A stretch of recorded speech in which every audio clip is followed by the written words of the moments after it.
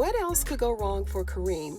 Things just don't seem to be going right at all for our straight-laced good guy pharmacy tech, and Sharon just may be next on the Oval's hit list of victims. On last night's episode, Sharon knew that Kareem was not his usual obnoxious self, right? And he finally let her in, but before she got the chance to leave, she found Barry's phone underneath Kareem's couch. And Kareem was creeping her out this whole time, and she really couldn't figure out why, but once she found that phone, her confusion turned to fear really fast. Because at this point, she knows wherever Barry is and whatever happened to him, that he was inside of Kareem's apartment, either voluntarily or involuntarily, but she knew he had been there or that Kareem had had some sort of contact with him. She tried to weasel her way out of his apartment without being too suspicious. She didn't want Kareem to know how frightened she really was.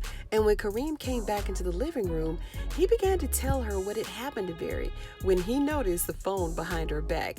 And then he started questioning her about it. Sharon's head was hot. She had this huge lump in her throat and her eyes began to tear up. Grabbed the phone from Sharon and she told him that it was her phone. He didn't believe her, so he started to call the number that she dialed last on her phone, and of course it rang to Barry's phone. And he wanted to know where she got the phone from, so they went back and forth because Kareem was thinking that maybe Sharon had something to do with Barry being dead on his bed because, mind you, he still doesn't know what happened to Barry, not before he got there anyway. Sharon tried several times to leave, and he kept trying to get her to stay and sit down to listen to his bedtime story about how he got rid of her dead boyfriend's body.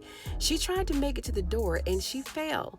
He's not in his right mind right now, and he has to keep anyone and everyone from knowing about what really happened to Barry by any means necessary, and this includes his pretty girl toy Sharon. Needless to say, Kareem did let her out, and I don't think Sharon's gonna get out. I don't think she's going to leave that apartment alive because Kareem is out of his mind right now and he's losing focus by the minute. He don't know what to do and he's looking mighty guilty in Sharon's eyes. I mean, would you believe him? I mean, his story is a bit incredible, right? We also saw in the end trailer for next week's episode that Cuz is at the door and Sharon screamed. He asked him if they were okay. And of course, Kareem said yes. So at this point, Cuz may be drawing his own conclusion about his clean-cut drug-dealing cousin. You probably think Kareem done went off the deep end. Now, these are just my thoughts. Let me know what you think down below.